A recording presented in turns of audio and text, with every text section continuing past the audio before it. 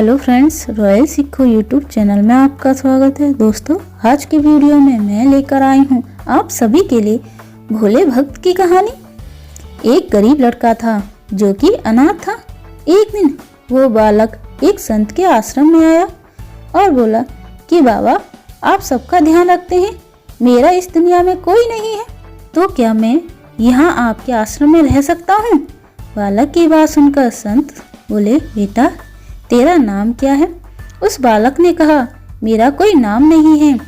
तब संत ने उस बालक का नाम रखा रामदास और बोले कि अब तू इसी आश्रम में रहना। रामदास वहीं रहने लगा और आश्रम के सारे काम भी करने लगा। उन संत की आयु 80 वर्ष की हो चुकी थी। एक दिन वो अपने शिष्य से बोले कि मुझे तीर्थ यात्रा पर जाना है, तुम में से कौन कौन मेरे साथ चलेगा और कौन कौन आश्रम में रुकेगा? संत की बात सुनकर सारे शिष्य बोले कि हम आपके साथ चलेंगे, क्योंकि उनको पता था कि यहाँ आश्रम में रुके तो सारा काम करना पड़ेगा। इसलिए सभी बोले कि हम तो आपके साथ तीर्थ यात्रा पर चलेंगे। अब संत सोच में पड़ गए कि किसे साथ ले जाएं और किसे नहीं, क्योंकि आश्रम पर किसी का रुकना भी जरूरी है। बालक रामदास संत के पास आया और बोला, बाबा, अगर आपको ठीक लगे तो मैं यहीं आश्रम पर रुक जाता हूँ। संत ने कहा, ठीक है, पर तुझे काम करना पड़ेगा। आश्रम की साफ सफाई में भले ही कमी रह जाए, पर ठाकुर जी की सेवा में कोई कमी मत रखना। रामदास ने संत से कहा कि बाबा, मुझे तो ठाकुर जी की सेवा करनी नहीं आती, आप बता दीजिए कि ये ठाकुर जी की सेवा कैसे करनी है, फिर मैं कर दूंगा।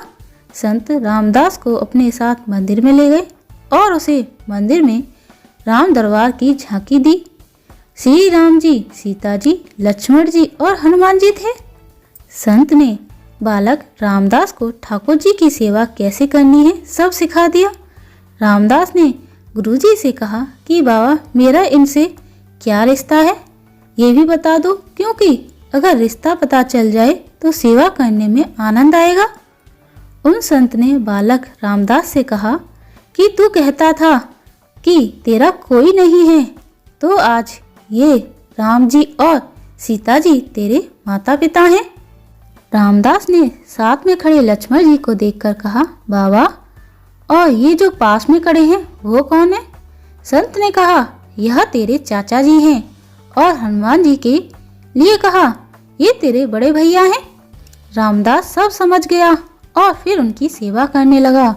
संत शिष्यों के साथ यात्रा पर चले गए। आज सेवा का पहला दिन था। रामदास ने सुबह उठकर स्नान किया, आश्रम की साफ सफाई की और भिक्षा मांग कर लाया और फिर भोजन तैयार किया। फिर भगवान को भोग लगाने के लिए मंदिर आया। रामदास ने श्री राम, सीता, लक्ष्मण और हनुमान जी आगे एक एक थाली रख दी और बोला, अब पहले आप खाओ, फिर मैं भी खाऊंगा। रामदास को लगा कि सच में भगवान बैठकर खाएंगे। बहुत देर हो गई, रोटी तो वैसी की वैसी थी। तब बालक रामदास ने सोचा, नया नया रिश्ता बना है तो शर्मा रहे होंगे। रामदास ने पर्दा लगा दिया। बाद में खोलकर देखा, तब भी खाना वैसा का वैसा पड़ा था। अब तो रामदास रोने लगा कि मुझसे सेवा में कोई गलती हो गई, इसलिए खाना नहीं खा रहे हैं, और ये नहीं खाएंगे तो मैं भी नहीं खाऊंगा और मैं भी भूखा ही मर जाऊंगा, इसलिए मैं तो अब पहाड़ से कूदकर ही मर जाऊंगा। रामदास मरने के लिए निकल जाता है। तब भगवान श्री राम जी हनुमान जी को कहते हैं, हनुमान, जाओ उस बालक को लेकर आओ और बालक से कहो कि हम खाना खाने के लिए तैयार हैं।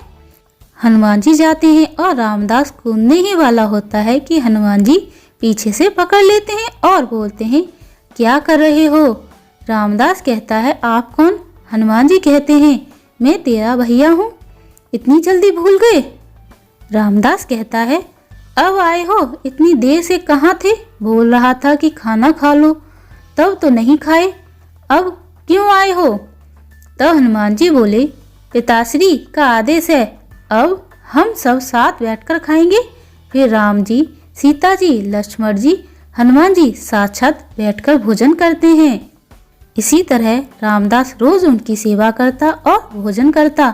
सेवा करते 15 दिन हो गए। एक दिन रामदास ने सोचा, घर में 5 लोग हैं, सारा काम मैं ही अकेला करता हूँ, बाकी लोग तो दिन भर आराम करते हैं। मेरे माँ, पापा, चाचा, भाई तो कोई काम नहीं करते, सारा दिन खाते रहते हैं। मैं ऐसा नहीं चलने दूंगा। रामदास मंदिर जाता और कहता, पिताजी कुछ बात करनी है आपसे। राम जी कहते, बोल बेटा, क्या बात है? रामदास कहता कि घर में मैं सबसे छोटा हूँ और मैं ही सब काम करता हूँ। अब से मैं अकेले काम नहीं करूँगा, आप सबको भी काम करना पड़ेगा। आप तो बस सारा दिन खाते रहते हो और मैं काम करता रहता हूँ। अब से ऐसा नहीं होगा। राम जी कहते हैं, तो फिर बताओ बेटा, हमें क्या काम करना है? रामदास ने कहा, माताजी अब से रसोई आपके हवाले और चाचा जी आप घर की साफ सफाई करेंगे। भैया जी शरीर से मजबूत हैं, जाकर जंगल से लकड़ियाँ लाएंगे। पिताजी आप बाजार से राशन लाएंगे और घर पर बैठकर पत्तल बनाओगे। सबने कहा, ठीक है, मैंने बहुत दिन अकेले सब काम किया, अब मैं आराम करूँगा। अब सभी साथ मिलकर काम करते हुए एक परिवार की तरह सब साथ रहने लगे। एक दिन वो संत यात्रा से लौटे तो देखा आश्रम तो शीशे जैसा चमक रहा है। वो बहुत प्रसन्न हुए, मंदिर में गए और देखा कि मंदिर की प्रतिमाएं गायब हैं। संत ने सोचा, कहीं रामदास ने प्रतिमाएं बेच तो नहीं दी। संत ने रामदास को बुलाया और पूछा, भगवान कहाँ हैं? रामदास भी अकड़कर बोला कि मुझे क्या पता, हनुमान भैया जंगल से लकड़ी लाने गए होंगे, लखन चाचा झाड़ू पोछा कर रहे होंगे, पिताजी राम चप्पल बना रहे होंगे, माता सीता रसोई में काम कर रही होंगी। संत बोले, ये क्या बोल रहा है? रामदास ने कहा, बाबा मैं सच बोल रहा हूँ, जब से आप गए हैं ये चारों काम में लगे हुए हैं। वो संत भागकर रसोई में गए और सिर्फ एक झलक देखी कि सीता जी भोजन बना रही हैं, राम जी चप्पल बना रहे हैं, और फिर वो गायब हो गए और मंदिर में विराजमान हो गए। संत रामदास के पास गए और बोले, आज तुमने मुझे मेरे ठाकुर जी के दर्शन कराए, तू धन्य है। और संत ने रो रो कर रामदास के पैर पकड़ लिए। रामदास जैसे भोले निश्चल भक्तों की भक्ति से विवश होकर भगवान भी साधारण मनुष्य की तरह जीवन व्यतीत करने आना पड़ता है। जय श्री राम, जय श्री राम, राधे राधे। दोस्तों, अगर आपको यह कहानी पसंद आई हो तो मेरे चैनल को जरूर सब्सक्राइब करें। Thank you.